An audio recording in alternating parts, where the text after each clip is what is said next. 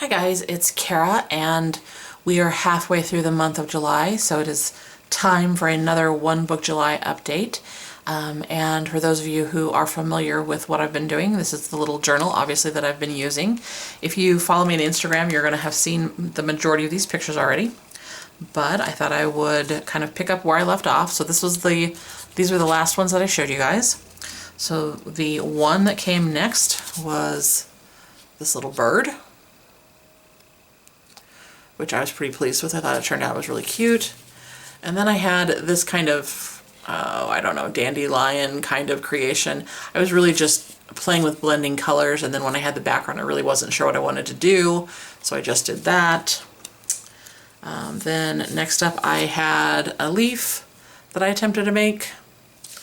I tried another kind of floral thing, which I really wasn't all that thrilled with. I like the colors, obviously I like the pink, but I didn't like it. I tried to do kind of a bigger version of it, but again, I wasn't overly thrilled with it.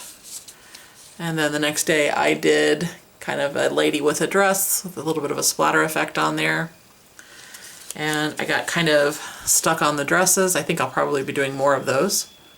But there's the next day, and this one seemed a little like, I don't know, kind of kid-like to me, and so I went ahead and did another one the same day. There's another dress. And then today I did kind of a full-page look at some sunflowers. This is just kind of a side, and then I turned it over and did a bigger one with just slightly darker colors, just playing around with color.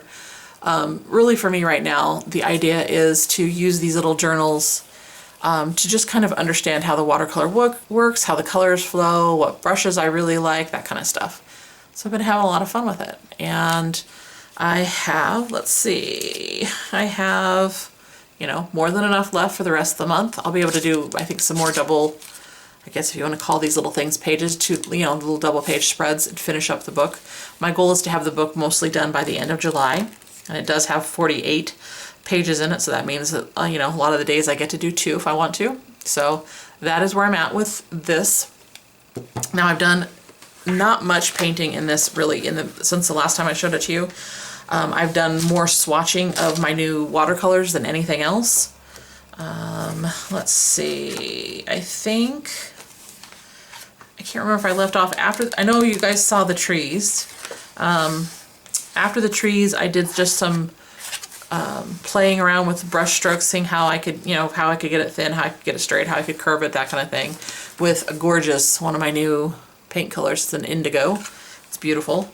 I tried some more of the gradient washes. I'm really liking the gray. I just love the way the gray looks.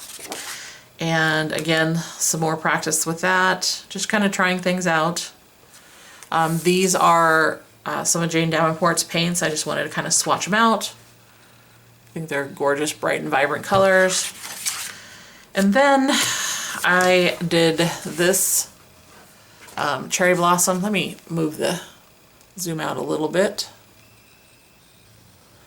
I had been watching someone on YouTube, and I will put a link down below to the video. And I loved the way they did a cherry blossom tree. It's gorgeous. I still am not happy with mine, so I started making this one, and then I went on and tried it again. I did actually put the little person kind of down below. It's definitely something you're going to probably see from me quite a bit. I seem to be kind of fixated on trees. I may be fixated on dresses now, we'll see. But I have a feeling that I'm going to be watching this video again and again and trying it until I'm happy with it, because I think it's really gorgeous the way that they made theirs.